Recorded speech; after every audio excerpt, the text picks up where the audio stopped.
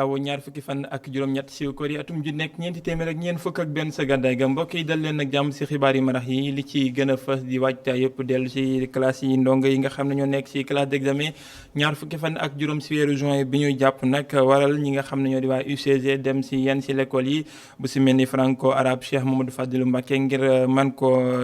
balewaat ba mu set raxas ko ngir bu ndongo yi ñëwee fekk bërëb yi set ak jamono ji nga xamante ni bi dañoo soxla set ak sell Abdourahmane Ly fekk woon na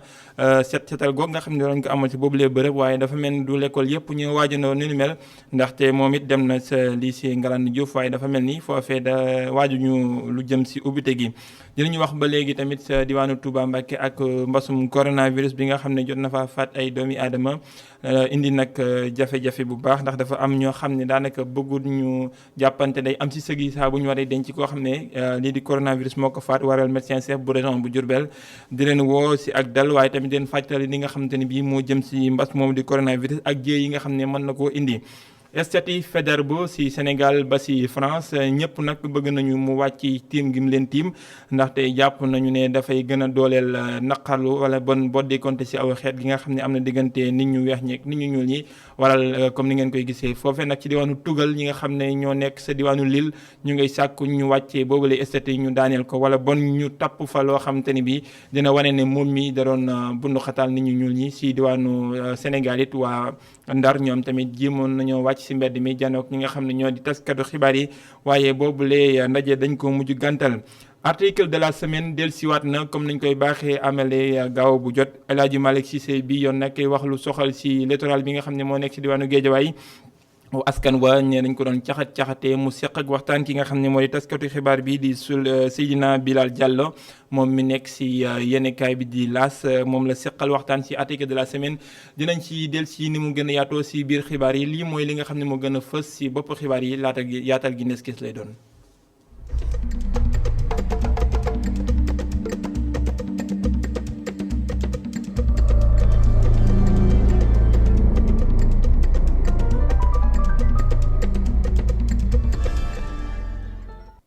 nañ ko junjee si bopp xibaar yi dellu si l'école yi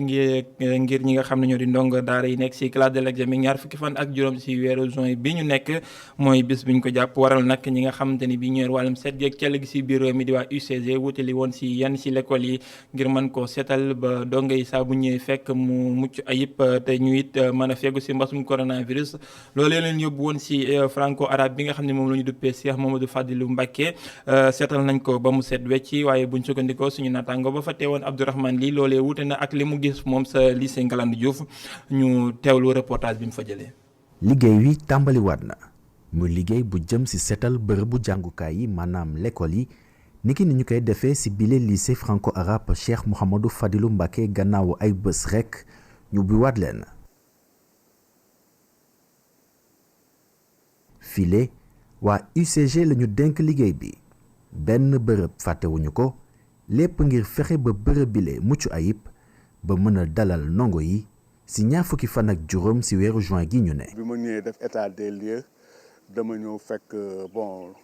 garab yi xaw a débordé parmi les agents j'ai récupéré 2 agents yoo xam ne am nañ benn notion ci jardinage ñu commencé taaye garab yi ñii di bale ñii dem ci ginnaaw classe yi récupérer les tables bancs yi nga xam ne dafa yàqu ñu génne ko nettoyer foofu ba mu set dañuy nettoyer cour bi nettoyer fépp intérieur extérieur. muy ay agent wu UCG yuy doxalee ni ay soldats ci jamonoy mbas gi ñu ne. déjà de un fii sama département la bokk parce que man lañ fa affecté léegi après suma coordonnateur ne ma am nañ benn programme pour opération CM Falilou Mbacké bi nekk Point E moo tax ma dajale suma staff ñëw fii pour mettre propre l'école parce que bientôt école bi ubbi. seetlu bi daanaka leneen la ca lycée Ngalandou Diouf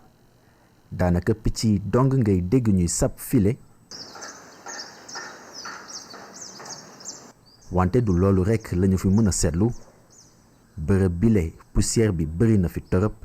ngay gis ay fleurs yi di màgg bu baax di wane ni ñu ngi jamonoy nawet te daanaka bu ñu sukkandikoo ci gardien bi balaa ñaari fan ci weeru juin muy bés bu njëkk bu ñu namoon ubbiwaat l'école yi école bi la nekkee ci Cap Mermoz raxasoon nañu ko mu di mbir bu ñu am yéene tollanti ci talaata gi di ñëw bu ñu sukkandikoo ci gardien bi ba tey. Abdourahmane li ndongo yi nga xamante ne bi ñoom nguur gi ñoo leen yóbbu sa bërëb yu jàngukaay yu kawe yi nga xam ne ajuwut ci nguur gi muy yooyu lay étudiant ñoom ñaar fukki fan ak juróom ci weeru juin woowee nekkul lu dal seen xel nee nañu lépp loo xam ne moo di jumtuwaay ngir ñu mën a aaru ci mbasum coronavirus yembul ngir ñu mën a delluwaat ci njàng meeg njàngale mi li kuréel gi leen ëmb nag ko jiite wala bon kay yor lëkkaloo ga di Babacar Sall moo wax yooyu lay kàddu dañ koy teewlu yooyu lay kàddu ci micro Adama Sarr. ni su fekkee ni monsieur le ministre Dame Diop dafa génn récemment mu ni étudiants yu nga xam ne tey ñoom noonu nekk war def BT ak BTS et cetera le 25 de ce mois dañu war delluwaat ci classe yi jàngi ñu jàpp ni loolu su ko ministre bi waxee c'est parce que moom ci boppam jàngul ci établissement yi amul doom bu fay jàng amul rakk bu fay jàng parce que su fekkoon loolu am na dina bàyyi xel kat ni situation pandémique bi nga xam ne tey moom la ñu nekk war na noo xam ne loolu képp koo ni dellu ci classe yi nga jàngi da nga ko bëgg exposer donc suñu camarades yu bëree bëri dëkkuñu ci ville yi ñoo ngi dëkk ci village yi te étudiants yooyu tey soo leen waxee le 25 na leen fekkaat fii ku nekk na la fekkaat ci kay na la fekkaat ci salle yi ngay defi cours parce que jàpp nañ ni rek ñooñu dañ leen jël sans autant que ñu bàyyi leen xel ndax ñu bare ci ñoom am nu fi mbokk am nu fi ay parents am nu kenn ku ñu fi xam fii. li waraloon nag ñu tëj daara yooyu moo di mbasum coronavirus bi nga xam ne mi ngi wéy di def ay jéego fii ci réewum Sénégal ginnaaw xayma bu tey bi ñu def nag ci dibeer ji ci gaaw gi dëppook yëgleb téeméer ak fukk ak benn bi am na lu tollook téeméer ak ñeent fukk ak ñeenti way tawat yu yees yoo xam ne dooleeku nañ ci lim bi bu ñu sukkandikoo ci docteur Elisabeth Diouf mu ngay xayma naan lu tollook junni ak juróom-ñetti téeméer ak ñeent fukk ak benn ñooy way tawat yi nga xam ne ñoom la ñuy taxawu fii ci Sénégal ginnaaw boo xamante ne bi yeneen ñetti doomi aadama faat nañu ci réew mi xayma bis bi ak docteur Aliou Zouali Diouf. ci junni ak ñaar téeméer ak ñeent fukk ak juróom-ñaari test yi ñu def téeméer ak ñeent fukk ak ñeent ñoo ci positif maanaam téeméer ak ñaar fukk ak ñett di ay cas contact benn cas importé ci AIBD ñu koy wax aéroport international Blaise Diagne ak ñaar fukki cas communautaire ñu gis leen ci Kër Massar ñett Yëmbal ñaar Mbao benn Rufisque benn Bargny benn zone B benn HLM benn HLM Grand Médine benn Ngor benn Yoff benn Parcelles Assainies ñett Ouest Foire benn cas communautaire Dalifort benn cas communautaire Guédiawaye benn cas communautaire Kaolack benn ak Touba benn cas communautaire juróom-ñaar fukk ak benn ci malade yi ñu hospitalisé woon wër nañu bésu tey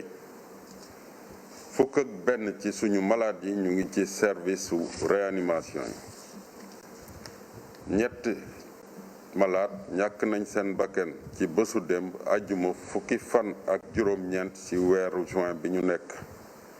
ministère de la santé mu ngi leen di jaale seeni njaboot ñeneen ñi des hôpital ñu ngi am tan juróom-ñett fukk ak ñaar ñooy way tawat yi nga xam ne faatu nañ ci mbasum coronavirus waaye loolee nag day faral di indi ay jafe-jafe jamono ji nga xam ne war nañ leen denc ci réewum Sénégal gi yëpp loolee tamit lañu seetlu sa diwaanu Touba Mbacké waral ki nga xam ne moo di médecin chef bu région bi woo askan wi ngi ñu delloo seen xel te bàyyi xel li nga xam ne moo du mbasum coronavirus ak jafe-jafe yi nga xam ne war na ko jur ndaxte commencé nañu di am ay cas yoo xam ne jéggi na doy lu ñu duppee cas grave foofu sa diwaanu Touba waral nag askan wi yëpp war a bàyyi xel ci loolee te mën a fegu ci mbasum coronavirus buñ sukkandikoo ci Gora Ndaglo ak Thierno Faye. ñetti nit yu seen wér-gi-yaram lompañ lool nekk ci sous traitement nekk ci hôpital Matlaboul Fawzeyni di bërëb bi ñi ngànk paj meeg paju gi def centre de traitement bu yees bile médecin chef de la région bi indi ay leeral ci lu waral yokku cas grave yi ñu nemmeeku ci jamono jile. ñu ngi am ay cas grave ndax cas grave saa yu nombre bi augmenté les nombres de confirmés su augmenté cas grave yi day augmenté te cas grave yi li ñu seetlu li ci ëpp dafa laal ay mag yoo xam ne am nañ plus de 60 ans ba pare boole ci am yeneen feebar yoo xam ne léeg-léeg sax su yàlla dogalee patient bi faatu ñu bëri dañuy jàpp ne moom faatuwul ci Covid ndax amoon na beneen feebar ñu bëgg a leeral fii que ne ki amee diabète du ne mënta am Covid diabète mën nga ko faju lu tolloog 20 at muy yéeg ak di wàcc mais su ci Covid raxee rek mën na la indil tolof-tolof. moom jiital région médicale bi buruxlu ci occasion bi ngir dalal xel yi naka noonu it sàkku dal ci jàppante yi ñuy nemmeeku yenn saay ci ropp yi ñuy faatu ci coronavirus docteur Dieng di xamle ne dafa am protocole bu ñu war a respecté. sapeur pompier yi sànni nañ leen xeer fii ak service d'hygiène ci ay janaasa ak croix rouge loolu defe naa jar na ñu yëkkati ay kàddu ngir delloo si nit ñi delloo si leen seen xel. ñun ak ñoom ñoo bokk mbir mi muy sapeur muy service d'hygiène ñëpp ay sénégalais la kenn raxuñu te lii ñuy def réew mi lañ koy defal ko dëkk bi defal ko askan bi kon suñu dakkalee suñu nelaw ay 2 heures 3 heures du matin nga dem ci ay morgue dem ci ay sëkk loolu ku sañoon du demee noonu heure boobu dalay fekk ci leneen. ci Touba ñenn ci askan wi ñàkk gëm ba tey jile jàngoroy coronavirus loolee tax njaaxle jóge ci autorité administrative yi naka noonu médical yi nekk ci région bu Diourbel. Gora Ndaklo mbasum coronavirus nag tax liggéeykat yu bëri nag daanaka seen biir kër la ñuy toog di liggéey li nasaraan duppee télétravail muy li nga xam ne nag jural na mbégte bu baax a baax ñi nga xam ne ñooy yëngu si njaay jënd ak li nga xam ne moo di jumtuwaay way xarala yu kawe yi ngir mën a jëfandikoo yooyu la liggéey muy xam ay téléphone ak i ordinateur ak yu ni mel loolee la ki nga xam ne moo di Boubacar Dieng saytu ginnaaw bu mu defee gëstu bi ànd ak Moussa Fall. Ciboulé boutique dañ fiy jaay ay matériel électronique ak audiovisuel bile matériel sax fi mu toll nii nit ñi ko soxla bari na lool ak mbasum coronavirus bi ñàkkoo leen koo xam lii li ko waral moo di li nga xam ne moo di télétravail nit ñi di toog seeni kër wante terewul ñuy liggéey. xam nga bu dee comme genre webcam yi ak ay casque demoon na benn période boo xamante amat kiiwatul woon quoi doxatul woon mais bi Covid bi ñëwee après. yooyu yëpp après ci la commencé waat di changer quoi di commencé di dox ndànk-ndànk. bu fekkee ni mbir yi mu ngi dox bu baax ci Omar Seck lii nekkul li am ci côté jaaykat bile. vraiment pour dire vrai télétravail la ñu wax ak ku nekk na nga rester chez vous nga liggéey mais vraiment nu mu war a doxee centre nañ ni des na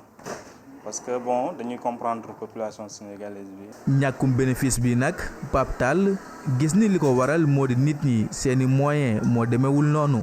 parfois nit day ñëw mais da nga koy proposer prix mais parfois da lay fay prix boo xam ne da ngay obligé da nga koy jaay mais parce que da nga xam ne kii bëgg na mais dafa yorul. toog gi nga xam ni wax nañu nit ñi toog ko seeni kër tax na ku ci nekk di ut ay pexe ngir mën a liggéey te doo génn sa biir kër ñu koy woowee télétravail. wante li ci am ba des mooy su fekkee ni ñenn ñi daal ñu ngi gis seen bopp ci njaayum ordinateur ak lu ni mel ña ca des moom fi mu toll nii bénéfice bi demeewul noonu. Boubacar Dieng am na ñoo xam ne ñu ngay gis seen bopp bu baax a baax si wàllum koom-koom kuréel gi rek wàllum koom-koom Afrique soowu jant gi yëpp ñu koy duppee CEDEAO jaaree ko seen ñeent fukki at ak juróom la ñu gën a mën a taxaw nag ngir bijji li nga xam ne moo jëm si taxawaay yëpp hydrocarbure ak li nga xam ne moo jëm si wàllu woowee si gox yi waral nag ñuy soññ bu baax a baax dëkk yi nga xam ne ñoo si bokk ñu gën a taxaw loolee waral sax ñu taxawal génn kuréel goo xamante ni bi ab commission la bu taxawu lu jëm si wàllum énergie ak lépp loo xam ne moo war a bijji li jëm si pétrole ak gaz ndaxte jàpp nañu ne pétrole bi si Afrique soowu jant daanaka mu ngay te si Afrique yëpp mu ngay tukkee si Afrique soowu jant téeméer boo jël fanweer si wàllum gaz it limba noonu la téeméer boo jël fanweer yëpp si Afrique soowu jant lay jógee waral ñu gën ko mën a taxawu Oumou Kalsoum Ba.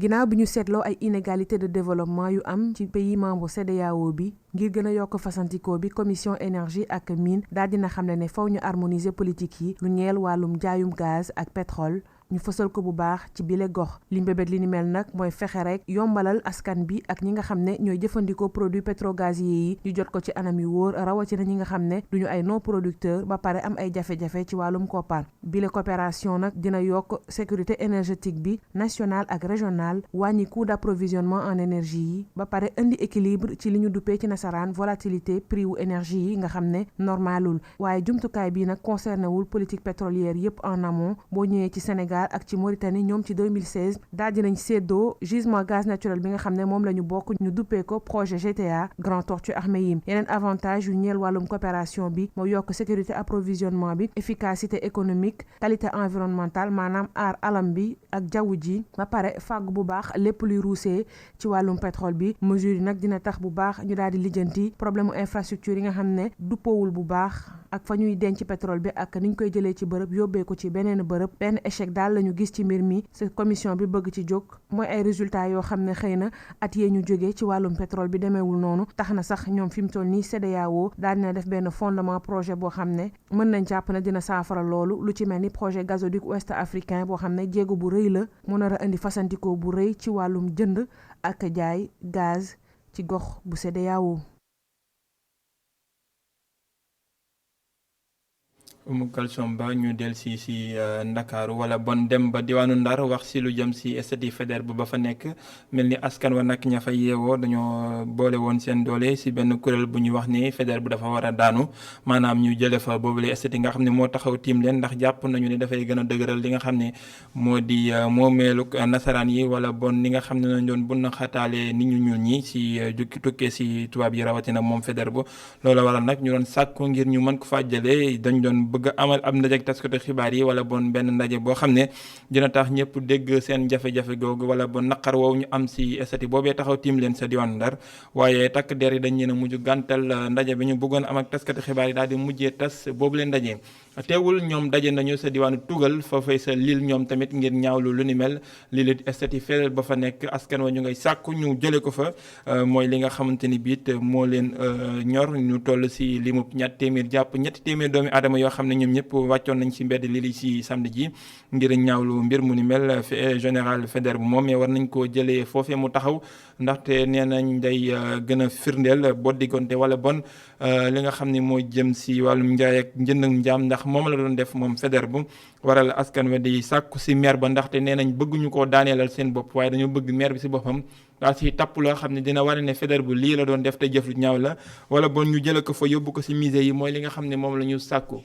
ñu wax jëm si leneen di li nga xamante ni bii mooy article de la semaine comme niñ ko doon baaxee doon ànd ak yéen waa jamono ju nekk nag dellusiwaat na comme ni ngeen ko bëggee si dibeet ji si gaaw gi El Hadji Malick Cissé bi yoon muy waxtaan si lu jëm si littoral bi nga xam ne moo nekk si diwaanu Guédiawaye seq ak waxtaan taskatu xibaar bi nga xam ne mooy Seydina Bilal Diallo moom mu nga nekk si yéenekaay bi di L'As moom bind na ci ab article boo xam ne moo jëm si moom la mbir waxtaan wa nii la demee.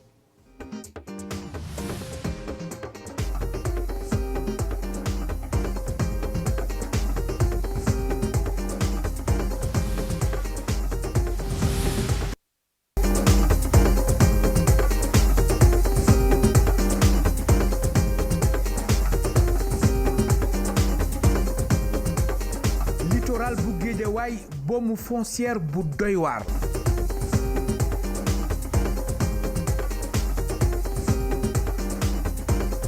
L'As quotidien fësal ko ci xëtam bu njëkk boobule bande verte indi coow gu rëy. jëkk-jëkkoon mel ni ku toog mel ni ku arrêté xeex ba mais affaire bi xew Mermoz ak Barthélémy Dias joteeg foofu ak ay promoteur immobilier affaire bi xew am information bu génn comme quoi que ne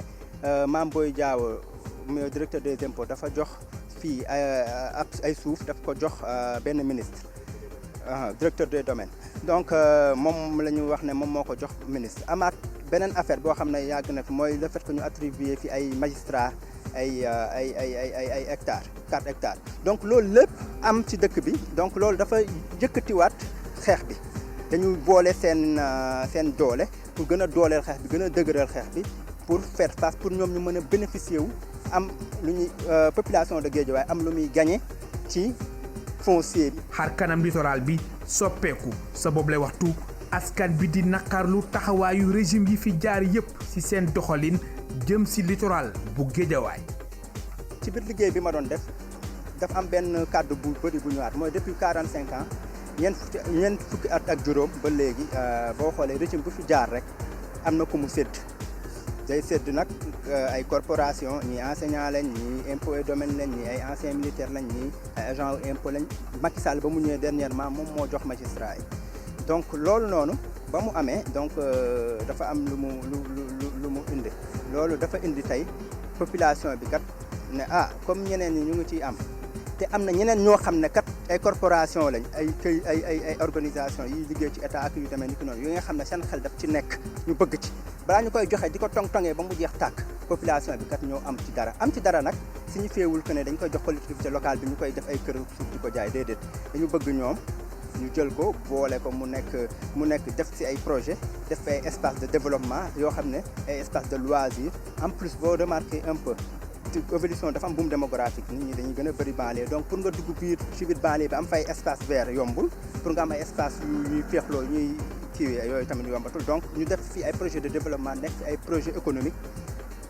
def de telle sorte que Guédiawaye di nekk cité boo xam ne nit ñi dañuy dem xëy ñëw nelaw si non mu am ay activité économique si gox. taskatu xibaar bi di Seydina Bilal Diallo ñëw si page 3 xóotal bu baax lépp lu jëm si bradage littoral bi. boo xool situation bi dafa changé bu baax mais pour yombal rek mënul ñàkk conséquence si wàllu environnement parce que tey boo xoolee filao yi am nañ ci njëriñ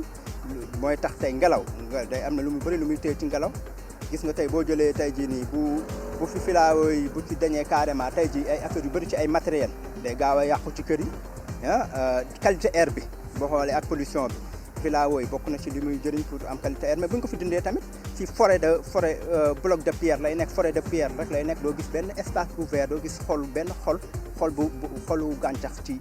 gox te loolu quand même ci wàllu environnement forcément ay conséquences. askan bi ni leen rek moo leen soxal mooy ñu amal li ñuy wax déclassement ba ñu gis ci seen bopp. benn gisin bi mooy ñenn ñi dañu bëgg ñu renouveler ko mu nekk une bande verte solide nekk un poumon vert quoi boo leen ma permettre expression mais ñeneen ñi te option boobu noonu bi ma jot a wax nii boobu c'est pas plausible pour mu nekk yombatul parce que boo xoolee fii daggate nañ ko ba pare nit ñaa ngi tabax boo xoolee filao yi bëritul donc option boobu plausible tul mais beneen option bi bu nga xam ne moom moo gën a plausible te bu ñu moo yaakaar naa ne option boobu nekkul bu bon lool mooy ñu déclassé ko président jël décret déclassé def déclassement bi affecté ko collectivité locale yi donc bu ko affecté collectivité locale mais duñu leen ko affecté pour ñu jël di ko jaay def ko ay dëkkuwaay déet dafa am projet boo xam ne ci lay wékku projet boo xam ne ci wàllu loisir la ci wàllu économie ci wàllu écologie ci lu bëri loo xam ne population bi nga xam ne ñoo fi dëkk dañ ciy gis seen bopp mu nekk foo xam ne doo xëy rek dem di liggéey feneen alors que fii mën nañ fi créer économie au niveau local.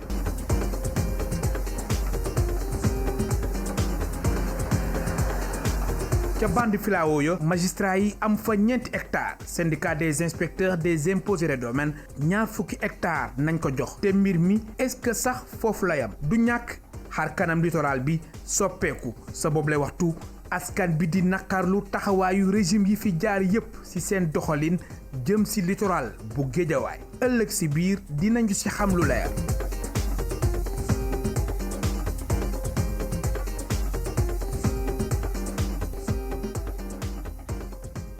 article de la semaine jërëjëf El Hadji Malick Cissé Seydina Bilal Diallo ñu ngi koy sant Moussa Fall mi fare woon sa caméra bi it jërëjëf jërë ngeen jëf mbokk yi ci teewlu bi xibaar yi foofu la boore waaye dina del si waat 19h45 si kàllaamay nasaraan di tubaab ak Adama Anoushka Ba ma leen di jox dig daje bu mu nu jotee si jukkib xibaar yi di wéyandi si www.emedia.sn jërë ngeen jëf